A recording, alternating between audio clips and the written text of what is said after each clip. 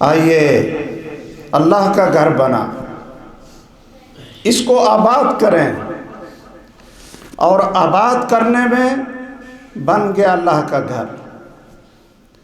اب اس کو آباد کرنا ہے نماز کے ساتھ، مسجد میں قرآن کی تلاوت کے ساتھ، اعتکاف کے ساتھ، قرآن اور سنت کی تعلیم اور تربیت کے ساتھ، اور محتاج اور فقراء کی ضرورت پوری کرنے کے ساتھ، اور پورے محلے میں اس مسجد کا وہ رنگ ہو، وہ محبت کا پیغام ہو، اور وہ اخلاق کی تربیت ہو کہ لوگ دیکھ کر اپنے اخلاق بدلیں اور اپنی نسلوں کو اس مسجد کی طرف بھیجیں کہ اس مسجد سے محبت کی آواز اٹھتی ہے، اللہ کی توحید اور سید کائنات محمد الرسول اللہ صلی اللہ علیہ وسلم کی سنت اور حدیث کی آواز اٹھتی ہے، اور بچوں کو اخلاق کی تربیت دی جاتی ہے۔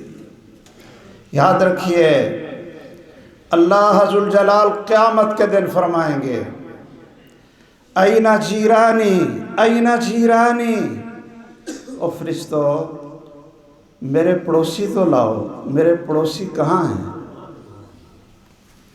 این جیرانی، میرے پڑوسی کہاں ہیں؟ یہ اللہ کے پڑوسی، کیسی شان ہے۔ فرشتے پوچھیں گے، اللہ انت رب العالمین، تو رب العالمین ہے، اور تیرے پڑوسی تو ہمیں بتا دیں۔ اللہ ذوالجلال فرمائیں گے، جیرانی جیرانی ہم عمار المساجد، میرے پڑوسی لاؤ، اور میرے پڑوسی وہ ہیں جو میرے گھر کو، مسجدوں کو آباد کرنے والے ہیں۔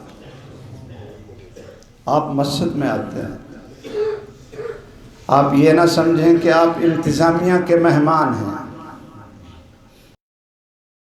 اگر آپ ہمارے مہمان بن کر آئیں تو ہم تو زیادہ سے زیادہ آپ کو پتہ نہیں کوئی جوس، عام طور پر مسجدوں والے چلو بھی چائے پلا دو، جوس پلا دو، یا زیادہ سے زیادہ کھانا کھلا دو۔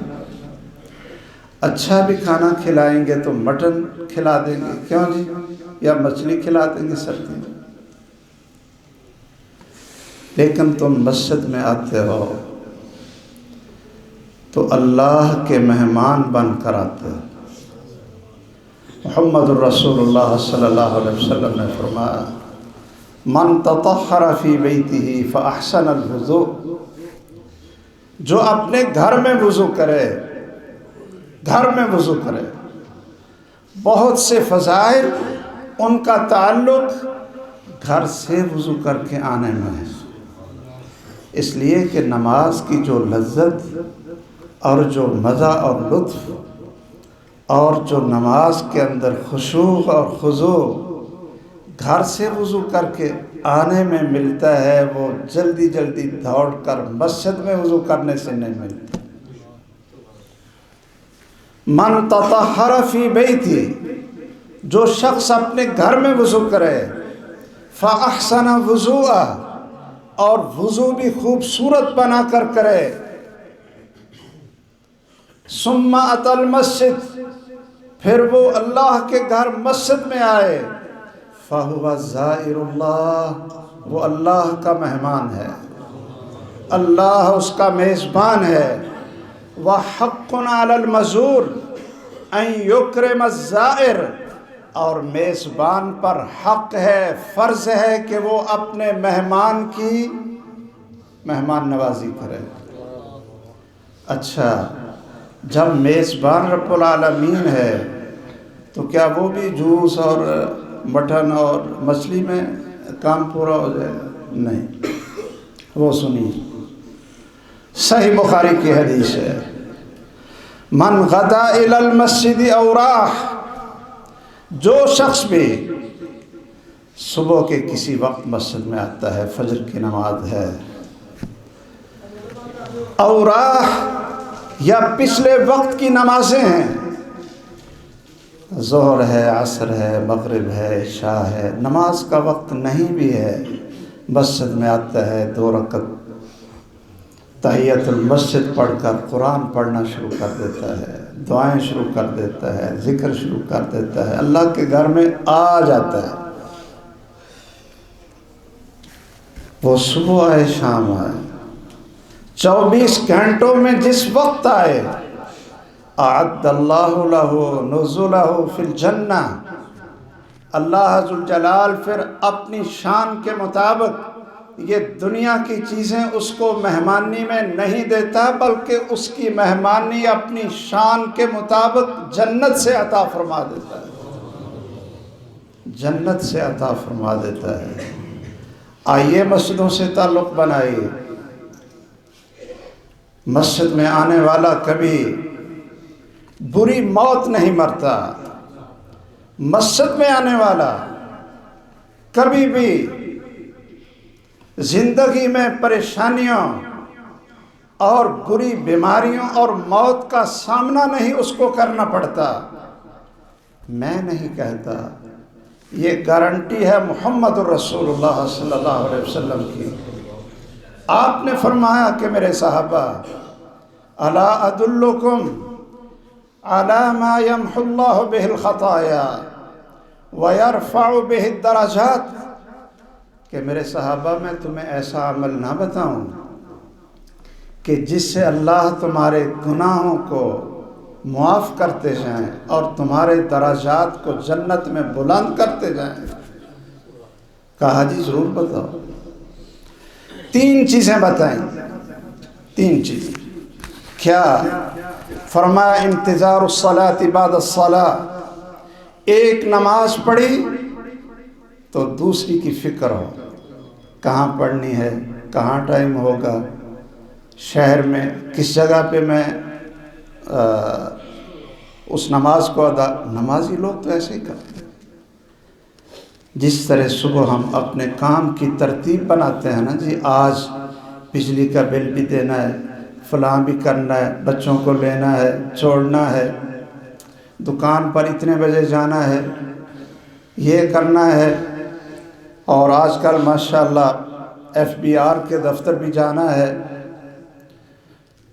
یہ ہم صبح سے اپنا ایک پروگرام بناتے ہیں۔ کیا اس صبح کے پروگرام میں یہ بھی ہوتا ہے کہ ظہر کی نماز کہاں ہوگی میری، عصر کی کہاں ہوگی، مغرب کی کہاں ہوگی؟ انتظار الصلاۃ بعد الصلاۃ، ایک پڑھ لی اب دوسری کی فکر،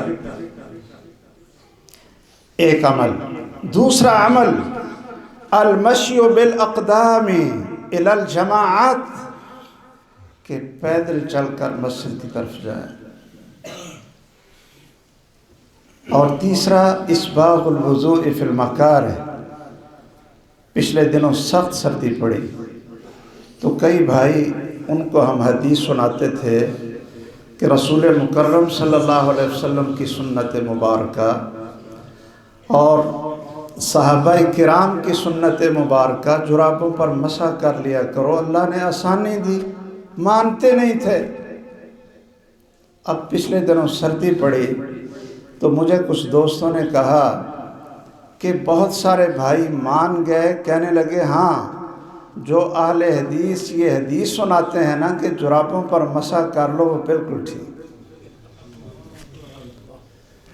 اسباغ الوضوء فی المکارہ، کہ سردی بھی ہو لیکن پھر بھی وضو اچھی طرح کریں، کوئی جگہ خشک نہ رہ جائے۔ یہ 3 کام تم کر لو، سارے گناہ بھی معاف، درجے بلند، اور گارنٹی کیا ہے؟ آپ نے فرمایا من فعلہن، جو شخص یہ 3 کام کر لے، اب پتہ نہیں آپ کو یاد ہے یا بھول گئے ہیں، ایک نماز کے بعد دوسری کی فکر، اور پیدل مسجد کی طرف، دور ہو تو ٹھیک ہے، موٹر سائیکل اللہ نے دی ہے، اللہ تعالیٰ اس کے بھی قدم بنا کر گن لیں گے، اس پر کوئی مشکل نہیں۔ اور اچھی طرح وضو، فرمایا جو شخص یہ 3 کام کر لے تو 3 گارنٹیاں محمد الرسول اللہ صلی اللہ علیہ وسلم نے دی، عاش بخیر ومات علی خیر ویکون یوم القیامہ کیوم ولدتہ امہ۔ یہ شخص زندگی بھر خیر اور آسانی پر رہے گا اور اس کی موت بھی خیر پر، توحید پر آنے کی اس کی گارنٹی، اور جب قیامت کے دن اٹھے گا تو گناہوں سے اس طرح پاک اور صاف ہوگا جیسے آج اس کی ماں نے اس کو جنا۔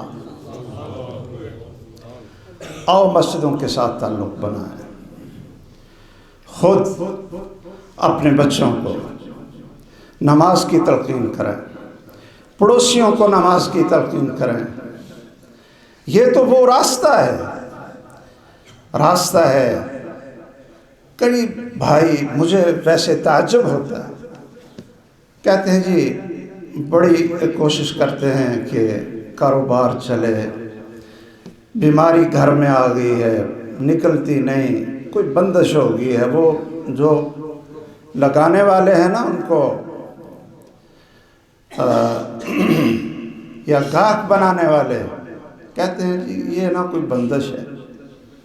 اچھا وہم ڈال دی ہے بندش، وہ کہتے ہیں جی پھر وہ کہتے ہیں جی یہ نا محنت بڑی کرنی پڑے گی ہمیں نا اس بندش کو توڑنے کے لیے، بڑی محنت کرنی پڑے گی۔ او اللہ کے بندو، جب سے لا الہ الا اللہ پڑھا ہو تو بندشیں ہوں بھی تو کہاں سے ٹوٹتی ہیں؟ ہم اس کے گھر سے اعراض کریں اور باہر سے ان بندشوں کو تڑوانے کی کوشش کریں۔ سنیے یہ حدیث، محمد الرسول اللہ صلی اللہ علیہ وسلم نے فرمایا ہے ثلاثۃ کلہم ضامن علی اللہ، 3 قسم کے لوگ ہیں میں گارنٹی دیتا ہوں کہ ان کی ضمانت اللہ کے اوپر ہے، اللہ نے ان کی گارنٹی دی ہوئی ہے۔ کیا فرمایا؟ گارنٹی کیا دی؟ ان تینوں کی گارنٹی ہے، ان عاش روزے کا وقوفی، کہ اگر یہ زندہ رہے گا تو اللہ کہتے ہیں رزق بھی میں دوں گا اور اس کی ساری بندشیں بھی میں ہی توڑ دوں۔ کفیہ کا کیا معنی ہے؟ علماء کرام بیٹھے ہیں کہ اللہ کہتے ہیں میں کافی، اس کو میں کافی، کیوں جی؟ کفیہ ان عاش رزق، اگر یہ زندہ رہا تو پھر اس کا رزق بھی اللہ کی گارنٹی پر، اور اس کی ساری پریشانیاں اور سارے کام اللہ کی ضمانت۔ اور اگر یہ فوت ہو گیا، یہ تو ہے نا ان عاش زندہ رہا، وَإِن مَاتَ أَدْخَلَهُ اللَّهُ جَنَّتَ، اگر یہ فوت ہو جاتا ہے تو اللہ اس کو اپنی جنت میں محل میں داخل کریں گے۔ ایک شخص آپ سمجھیں گے کہ یہ کتنا مشکل کام ہوگا کہ جس میں اللہ کے رزق کی گارنٹی اور اللہ کے ہر کام میں کافی ہونے کی گارنٹی، یہ پتہ نہیں کتنا مشکل ہوگا۔ نہیں، اللہ کی رحمت بھی دیکھیے پھر، اذا دخل بیتہ فسلم علی اہلہ، جب گھر جاتا ہے تو جا کر صرف اتنا گھر والوں کو کہہ دے السلام علیکم۔ کیوں جی؟ کتنا بھاری کام ہے۔ گھر میں داخل ہوتے ہوئے تو بسم اللہ کہہ لینی چاہیے تاکہ شیطان وہاں سے بھاگ جائے۔ اور یہ گارنٹی دونوں چیزوں کی، اذا دخل بیتہ فسلم علی اہلہ، گھر جائے تو کہے السلام علیکم۔ یاد رہے گا بھائی؟ اچھا، دوسرا وہ شخص جاء الی المسجد للصلاة حتی یرجع، کہ جو شخص مسجد میں آتا ہے نماز پڑھنے کے لیے، جب تک واپس نہیں جاتا اللہ کی گارنٹی ہے کہ اس کا میں ہوں اور اس کی پریشانیوں کا مداوع میں کروں۔ اور تیسرا شخص من خرج فی سبیل اللہ حتی یرجع، جو اللہ کے راستے میں نکلا ہو، جہاد ہو، طلب علم ہو، اور بچوں کی روزی کے لیے نکلا ہو، بیوی کی روزی کے لیے، ضروریات کے لیے نکلا ہو، والدین کی ضروریات کے لیے نکلا ہو، یہ سب فی سبیل، یہ سب کیا ہے؟ فی سبیل اللہ۔ اللہ نے جنت کے راستے کیسے کھولے؟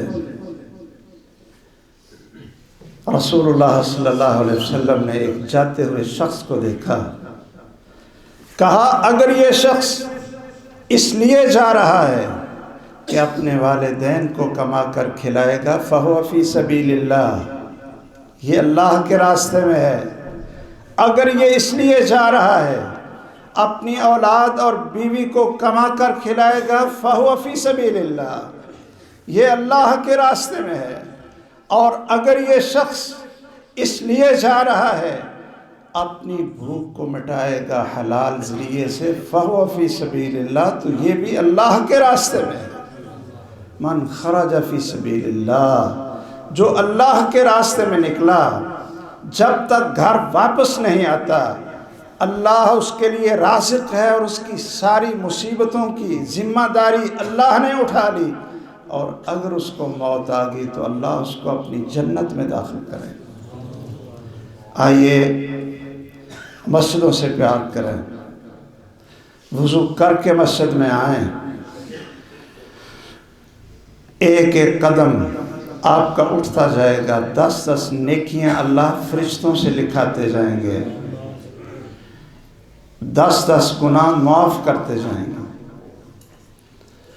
اور گھر سے وضو کر کے آئیں، من تطہر فی بیتی ثم خرج الی الصلاۃ المکتوبہ، فرض نماز پڑھنے کے لیے آپ آئے، فاجرہ کاجر الحاج المحرم، اللہ آپ کو وہ اجر عطا فرمائیں گے کہ جو احرام باندھ کر حج پہ جانے والے حاجی کے ہر قدم کا اجر ہے، وہ اللہ عز وجل آپ کو یہاں عطا فرما دیں گے۔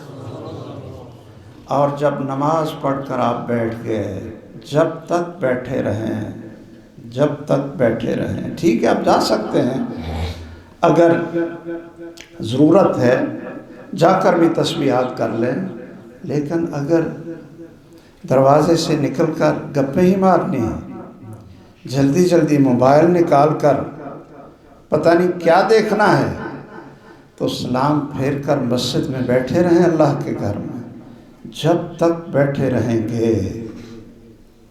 لا تزال الملائکۃ تصلی علی احدکم ما دام فی مصلاہ الذی، جب تک اپنی نماز کی جگہ پر بیٹھے رہیں اللہ فرشتوں کی ڈیوٹی لگاتا ہے کہ میرے اس بندے کے لیے 4 دعائیں کرتے رہو، اللہم اغفر لہ، اللہ اس اپنے بندے کو بخش دے، اللہم ارحمہ، اللہ اس پر رحم فرما، اللہم تب علیہ، اللہ اس کی توبہ قبول کر کے گناہوں کو صاف کر دے، اللہم صلی علیہ، اے اللہ اس کے درجات بلند کر دے، اس پر درود اور سلام بھیج دے۔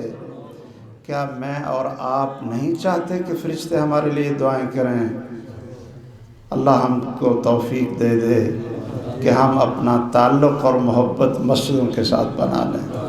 انما یعمر مساجد اللہ، مسجدوں کو آباد ہی وہ شخص کرتا ہے جس کا اللہ پر ایمان ہو، نماز پڑھے، زکوٰۃ دے، اور یقیناً یہی لوگ ہدایت یافتہ ہیں۔ اللہم اجعلنا منہم، آمین۔